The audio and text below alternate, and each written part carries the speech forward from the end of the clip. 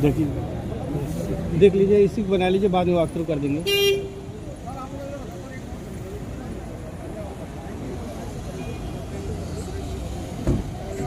वाली गाड़ी में बनाते रहिए।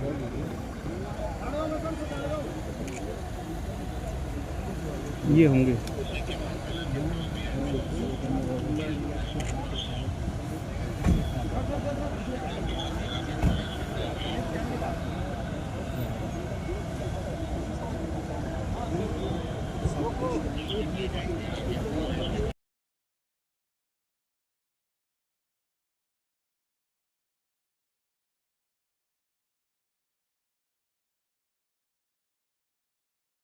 ये मेरा दायित्व बनता है कि मैं भी आपको इसके बारे में अवगत कराऊं। तो मैं सबसे पहले आपका स्वागत करता हूं। प्रयागराज मेले की दृश्य आपने देखा होगा। प्रयागराज सिटी की कायाकल्प करने का जो कार्य अब तक हुआ है, ये लगभग पूरा हो चुका है। 200 से अधिक सड़कें, सिंगल से डबल लेन, डबल से 4 लेन, 4 लेन से 6 लेन आदि बनाने की कार्रवाई ये पूरी हो चुकी है। 14 फ्लाईओवर या रोड ओवर ब्रिजेज, जिनमें 13 कंप्लीट हो गए, एक फाइनल स्टेज की तरफ आगे बढ़ रहा है।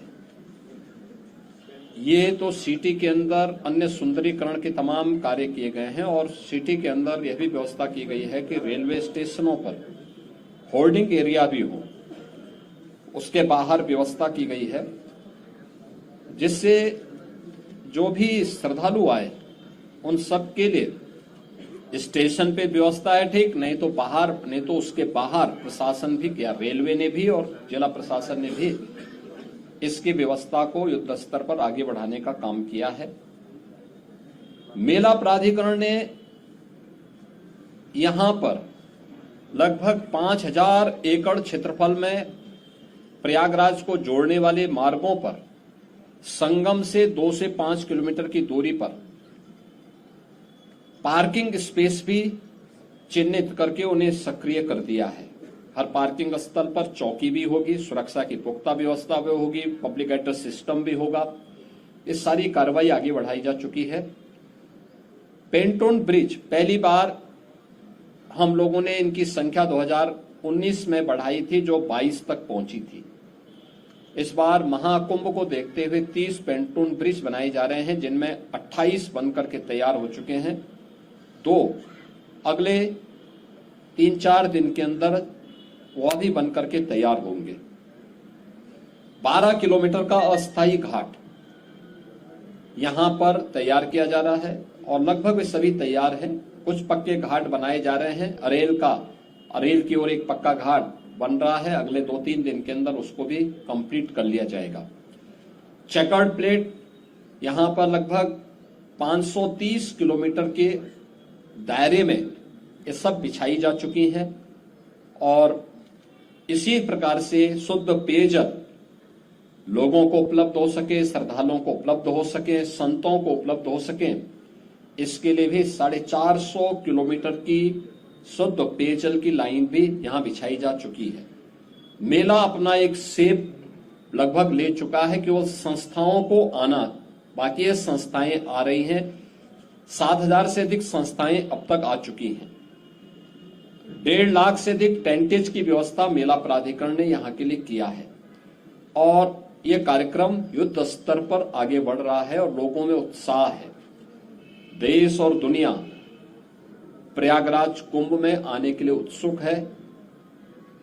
उत्तर प्रदेश और देश के इस सबसे बड़े आध्यात्मिक और धार्मिक समागम को अपनी आंखों से देखना चाहता है। 144 वर्ष के बाद महाकुंभ का यह मुहूर्त आ रहा है और इस महा समागम का साक्षी देश और दुनिया बनना चाहता है। इसके लिए हर प्रकार की व्यवस्थाएं डबल इंजन की सरकार ने, केंद्र और राज्य सरकार ने मिलकर के, यहां पे प्रशासन और पुलिस ने मिलकर के, मेला प्राधिकरण के साथ मिलकर के इन सभी कार्यक्रमों को युद्ध स्तर पर आगे बढ़ाने की तैयारी की जा रही है और जनवरी प्रथम सप्ताह तक संस्थाएं भी आ चुकी होंगी, तैयारियां पूरी हो चुकी होंगी। 13 जनवरी को पौष पूर्णिमा की पहला स्नान यहां पे संपन्न होगा।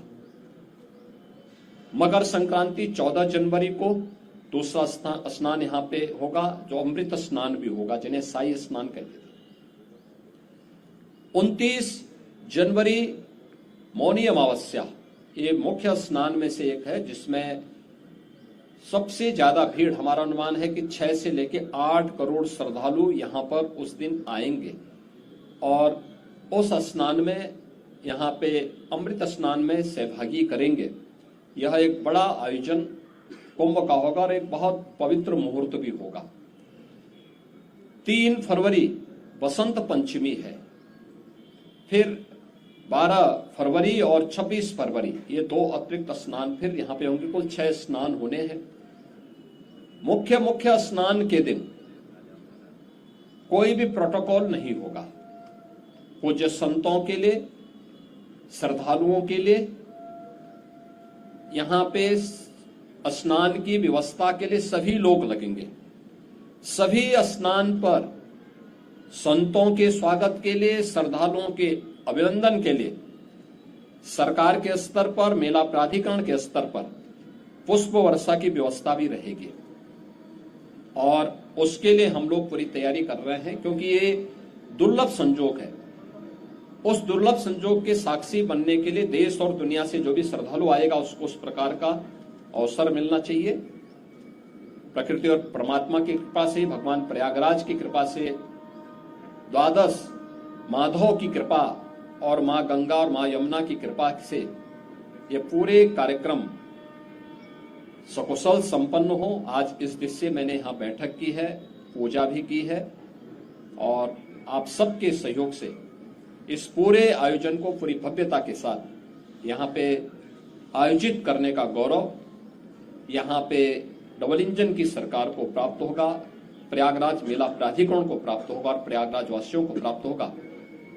मेरी प्रयागराज वासियों से ये अपील होगी कि स्वच्छता का और आतिथ्य सेवा का जो उदाहरण प्रयागराज ने इससे पहले किया है 2019 के कुंभ में, उससे अच्छा अवसर इस बार उनके सामने आने जा रहा है और हमारा प्रयागराज तो उसके लिए वैसे भी जाना जाता है।